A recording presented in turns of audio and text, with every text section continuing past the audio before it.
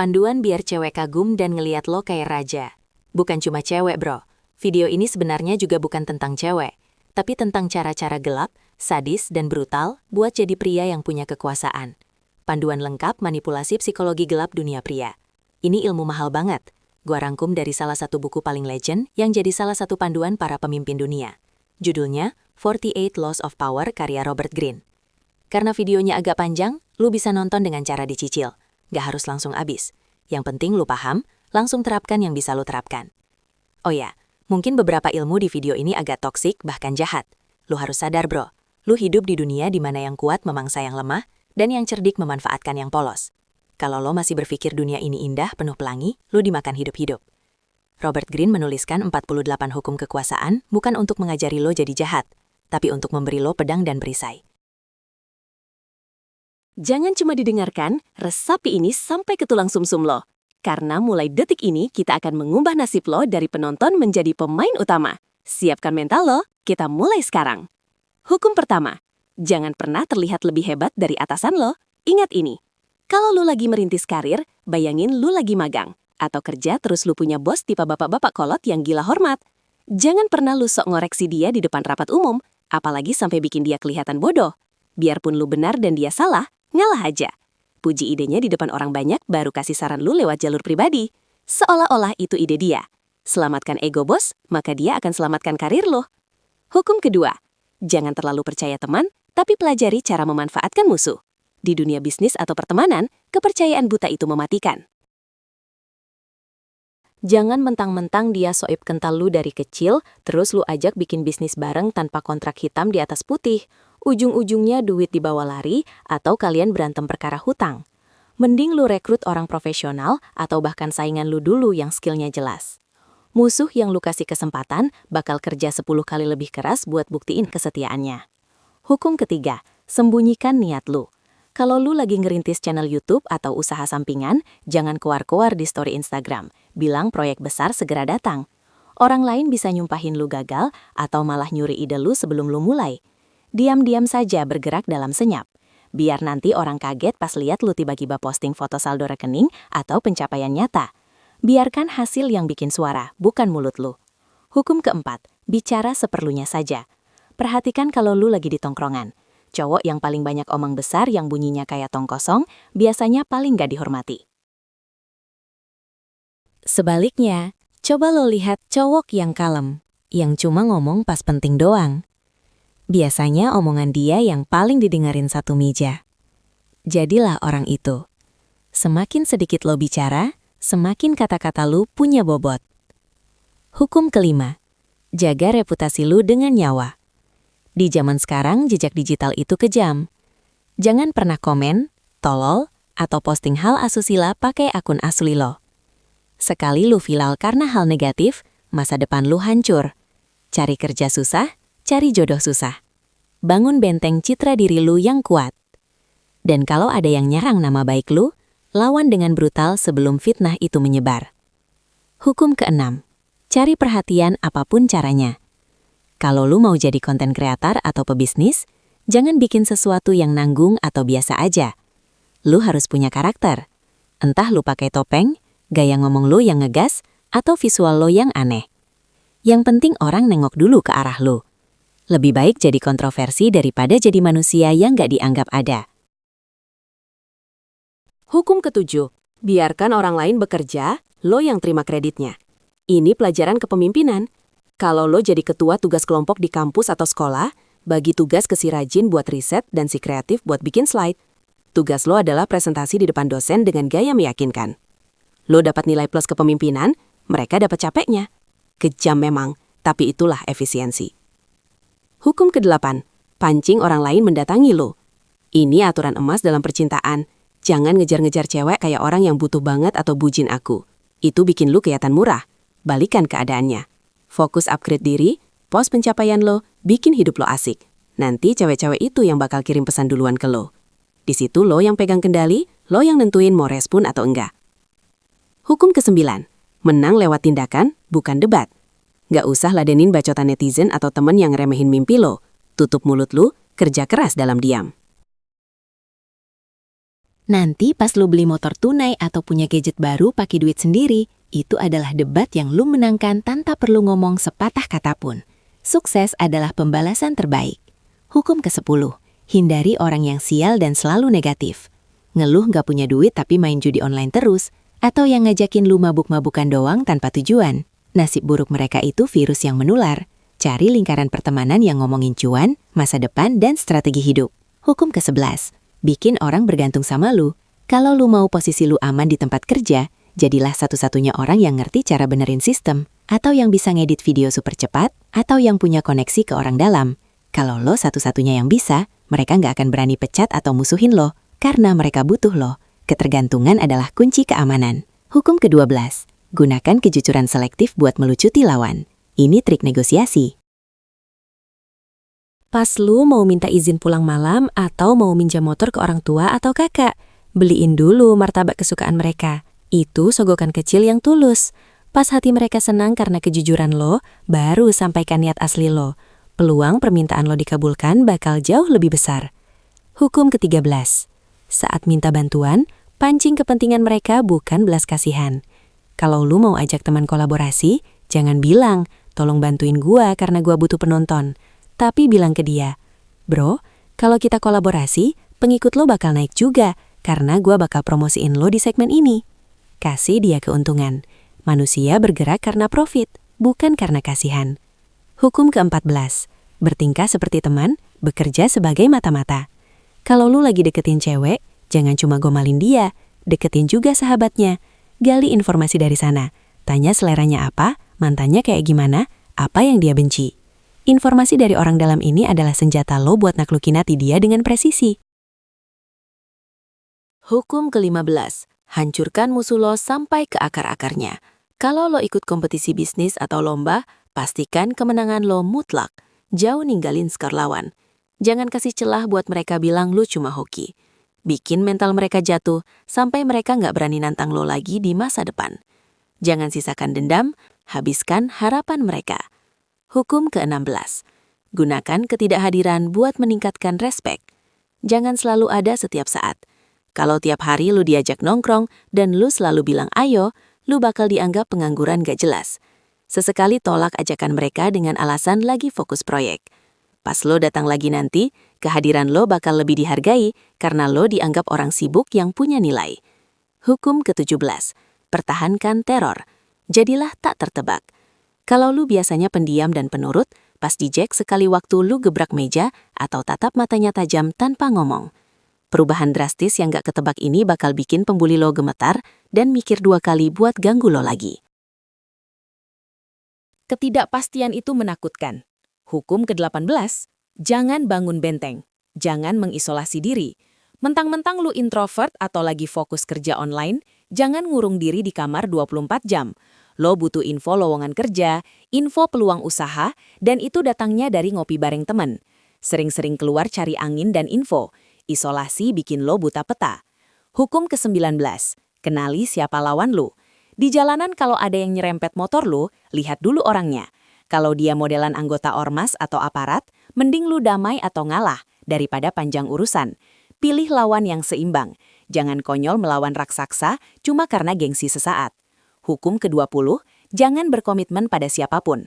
Jangan jadi pengikut buta, satu partai politik, satu merek motor, atau satu gluk bola sampai mau berantem mati-matian. Santai saja, ambil untungnya dari semua pihak. Jadilah pihak netral yang diperebutkan, bukan kacung yang diperalat. Hukum ke-21, pura-pura bego buat nangkap orang pintar. Kalau lu ditilang polisi atau ditegur senior galak, jangan sok pintar debat pasal. Pasang muka polos, minta maaf, dan akui lu salah. Biasanya ego mereka akan naik, dan lo dilepasin lebih cepat daripada kalau lu ngelawan. Merendah untuk meroket. Hukum ke-22. Gunakan taktik menyerah. Ubah kelemahan jadi kekuatan. Kalau lu bikin kesalahan fatal sama pacar atau orang tua, jangan defensif, langsung menyerah. Akui salah, minta maaf, lalu diam. Biarkan amarah mereka reda sendiri. Melawan saat badai cuma bikin lu hancur. Baru bangun lagi citra baik lo. Hukum ke-23. Fokuskan kekuatan lo. Kalau lu mau cari duit dari internet, jangan hari ini belajar coding, besok belajar desain, lusa belajar ternak lele. Pilih satu saja. Misal lu mau jago ngedit video gaya jedak-jeduk. Fokus di situ sampai lu jadi masternya. Uang akan datang ke spesialis, bukan ke orang yang serba tahu tapi setengah-setengah. Hukum ke-24. Jadilah orang dalam yang sempurna. Budaya asal Bapak senang itu nyata di Indonesia.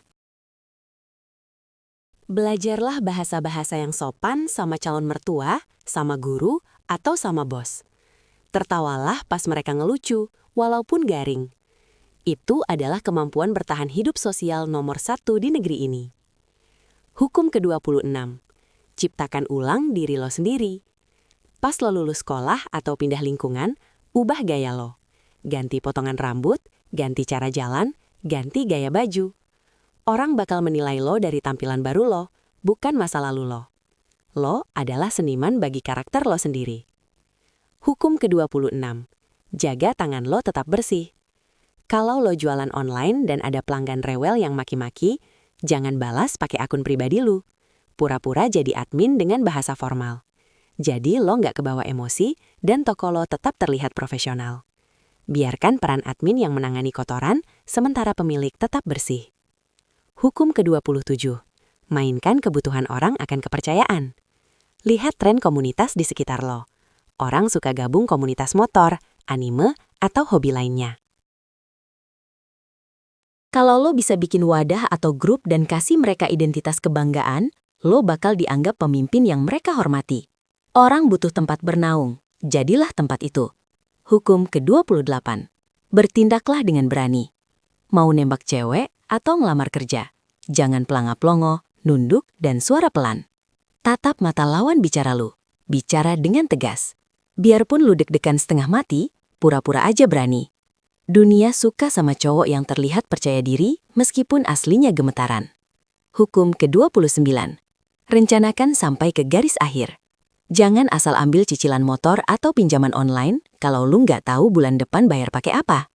Pikirin skenario terburuknya. Kalau dipecat, gimana? Kalau sakit, gimana? Rencana yang matang bakal nyelamatin hidup lo dari lilitan hutang. Hukum ke-30. Bikin semuanya terlihat mudah. Kalau lu begadang 3 hari ngedit video keren, pas posting, tulis aja, iseng-iseng berhadiah. Orang lebih kagum sama bakat natural daripada kerja keras yang kelihatan maksa. Biarkan mereka mikir lo jenius. Hukum ketiga, pull. Kendalikan pilihan. Kalau lo jualan barang ke teman, jangan tanya, lu mau beli nggak? Tapi tanya, lu mau bayar transfer atau tunai? Dua-duanya berarti dia beli. Lo yang menyetir pilihannya tanpa dia sadari. Hukum ke-32. Mainkan fantasi orang.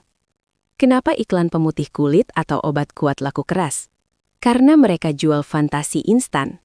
Kalau lu bikin konten, jualah mimpi. Misal cara dapat cewek idaman atau cara kaya di usia muda. Itu yang orang cari. Realita itu membosankan, fantasi itu menjual. Hukum ke-33. Temukan tombol kelemahan setiap orang. Teman lo yang pelit pasti lemah sama diskon atau gratisan. Teman lo yang narsis pasti lemah sama pujian. Gunakan kelemahan itu buat minta tolong atau mengarahkan mereka sesuai kemauan lo. Setiap orang punya tombol rahasia. Tugas lo menemukannya. Hukum ke-34. Jadilah bangsawan dengan cara lo sendiri. Walaupun dompet lo jangan jalan bungkuk dan kucel. Pakaian harus rapi, wangi, sepatu bersih. Orang bakal segan sama lu. Punya harga diri itu gratis, tapi efeknya mahal. Biar miskin, asal sombong, dalam artian positif menjaga martabat. Hukum ke-35. Kuasai seni mengatur waktu. Mau minta naik gaji atau minta barang ke orang tua. Tunggu pas mereka lagi senang, baru dapat bonus atau habis makan enak. Jangan minta pas tanggal tua atau pas lagi emosi. Timing adalah segalanya. Hukum ke-36. Remehkan hal yang gak bisa lu miliki. Ditolak cewek incaran, jangan galau di sosmed. Anggap saja seleranya rendahan, dan dia gak sampai di frekuensi lo. Ini mekanisme pertahanan diri, biar mental lu gak jatuh, dan lu bisa bangkit cari yang lain dengan cepat. Hukum 37. Ciptakan tontonan yang memukau. Di Indonesia, visual adalah raja. Orang lihat motor modifikasi keren atau orang yang pamer baju mahal langsung respek. Orang lebih cepat menilai dari apa yang kelihatan mata duluan sebelum tahu visi otak lo. Kemas diri lo semenarik mungkin. Hukum 38. Berpikir sesuka lo, tapi bertindak seperti orang lain. Pas kumpul keluarga besar saat lebaran, kalau ditanya kapan lulus atau kapan nikah, senyumin saja. Nggak usah debat soal idealisme lo yang mau bebas finansial dulu. Angguk-angguk saja biar aman dan dapat amplop. Di luar jadi bunglon, di dalam tetap singa. Hukum ke-39. Aduk air buat menangkap ikan. Dalam game kompetitif, ejek musuh sedikit biar mereka panas dan maju sembarangan. Pas mereka emosi dan mainnya berantakan, tim L bantai mereka.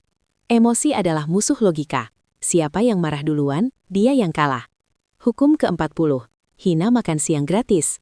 Hati-hati sama pembagian hadiah yang syaratnya ribet atau tawaran investasi tanpa resiko. Nggak ada makan siang gratis. Kalau terlalu indah buat jadi kenyataan, itu pasti penipuan. Lebih baik bayar harga penuh, tapi lu bebas dan nggak punya utang budi. Hukum 41. Hindari menggantikan sosok besar. Kalau di sekolah ada ketua OSIS legendaris yang disukai semua guru, jangan coba jadi titisannya. Lo dibandingin terus.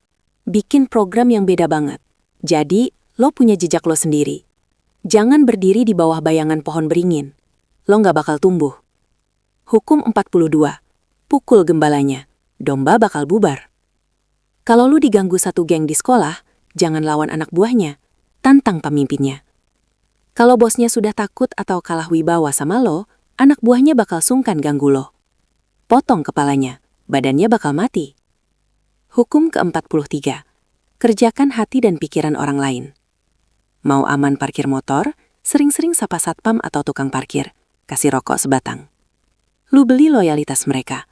Motor lo bakal dijagain lebih ketat dibanding motor orang kaya yang sombong. Sentuh hatinya, maka tangannya akan bekerja buat lo. Hukum ke-44. Lu cuti dan bikin marah dengan efek cermin. Ada teman yang suka balas pesan lama banget, balas juga lama banget. Ada yang suka minjam duit nggak balikin, pinjam balik barang dia, dan tahan biar dia ngerasain apa yang lu rasain. Cermin adalah guru paling sadis. Hukum ke-45. Teriakan perubahan, tapi jangan ubah terlalu banyak sekaligus. Kalau lo kepilih jadi ketua tongkrongan, jangan langsung bikin aturan larangan ini, itu. Temen-temen lo bakal memberontak. Ubah pelan-pelan. Bilang saja kita tetap santai. Cuma iurannya kita rapihin dikit buat beli alat main baru. Bungkus perubahan dengan kenyamanan. Hukum ke-46. Jangan pernah terlihat sempurna. Kalau lo pintar, kaya dan ganteng, orang bakal dengki. Sesekali tunjukin lo juga manusia. Sisi raja ini bikin orang gak terlalu iri sama lo dan merasa lo masih napak bumi. Hukum ke-47. Jangan melebihi target yang lo tetapkan. Kalau main saham atau game dan lo sudah menang sesuai target harian, berhenti. Jangan serakah mikir sedikit lagi. Biasanya di kata sedikit lagi itu, lo bakal rugi bandar dan habis semua. Tahu kapan harus berhenti adalah ciri pemenang sejati. Hukum ke-48. Jadilah tanpa bentuk. Lo harus bisa ngobrol sama siapa saja.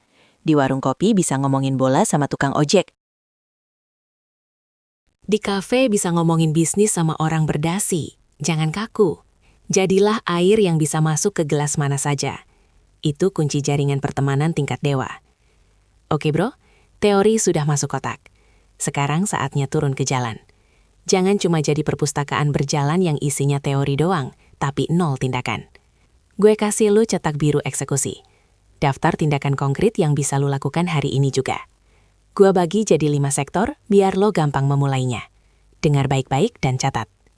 Sektor pertama, pengendalian diri dan mulut. 1. Latihan puasa bicara. Di tongkrongan atau rapat hari ini, kurangi jatah ngomong lu 50%. Dengarkan 2 kali lebih banyak. Biarkan orang lain membuka kartu mereka. Saat lu bicara, pastikan poin lu tajam dan pendek. 2. Aktifkan mode siluman. Cek draft story Instagram atau WhatsApp lu. Hapus semua keinginan lu buat curhat soal rencana masa depan. Jangan kasih tahu siapapun langkah lu berikutnya. Biarkan mereka menebak-nebak. 3. Stop debat kusir. Kalau ada yang memancing debat politik atau meremehkan lu, senyumin saja. Bilang, mungkin lo benar. Lalu lanjut kerja. Hemat energi lu. Balas dendam terbaik adalah hasil kerja yang selesai, bukan mulut yang berbusa. 4. Pakai topeng normalitas. Simpan ide gila lu buat diri sendiri. Saat ngobrol sama orang tua atau bos yang kolot, angguk-angguk saja. dan ikuti arus pembicaraan mereka. Cari aman. Jangan jadi target tembak di tempat yang salah. Sektor kedua, reputasi dan penampilan. 5. Audit sejak digital lo. Buka media sosial lo sekarang. Hapus foto alay, status galau, atau komentar kasar yang pernah lo buat bertahun-tahun lalu. Bersihkan nama baik lo sebelum orang lain nemuin kotoran lo. 6. Pasang postur raja. Mulai detik ini, tegakkan punggung lo. Jangan jalan sambil menunduk main handphone. Tatap mata orang saat salaman. Paksa orang menghormati lo lewat bahasa tubuh lo yang dominan. 7. Tingkatkan tampilan visual lo. Pakai baju terbaik lo hari ini meskipun gak ada acara spesial. Setrika baju lo, semir sepatu lo. Orang menilai buku dari sampulnya. Pastikan sampul lo terlihat mahal. Sektor ketiga, strategi karir dan negosiasi. 8. Puji sang raja. Temui atasan, dosen atau mentor lo. Puji satu pencapaian atau ide mereka dengan tulus. Kasih makan ego mereka, biar mereka merasa aman dan gak menganggap lo sebagai ancaman. Delegasi cerdas.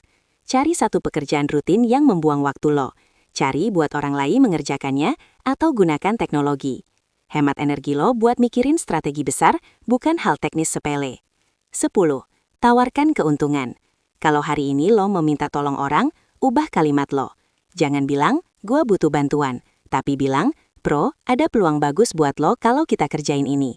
Pancing keserakahan mereka, bukan belas kasihan mereka. 11. Cek garis akhir.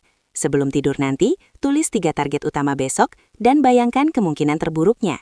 Siapkan rencana cadangan. Jangan bangun pagi dengan kepala kosong. Bangunlah dengan peta perang yang sudah jadi. Sektor keempat, pertahanan sosial. 12. Karantina teman beracun.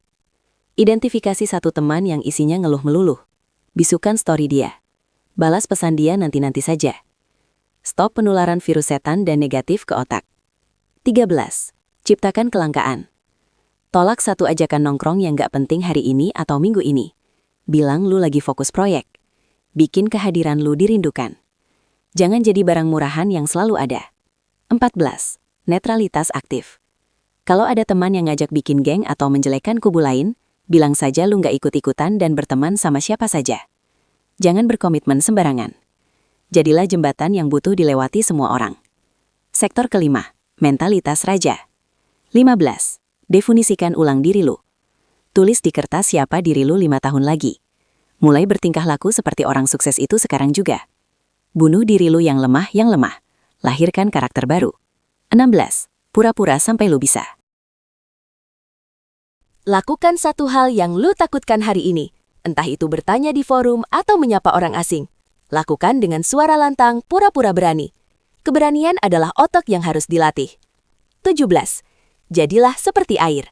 Kalau hari ini ada rencana yang gagal, jangan ngamuk. Langsung putar otak, cari jalan lain. Adaptasi. Orang kaku gampang patah. Orang fleksibel akan bertahan hidup. Instruksi terakhir.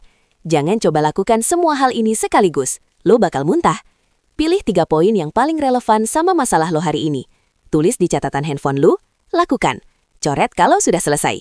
Ingat bro, kekuasaan bukan hadiah. Kekuasaan itu direbut lewat tindakan. Gua percaya lo bisa jadi pria yang baik saat memegang kekuasaan. Salam Mien, semangat bro.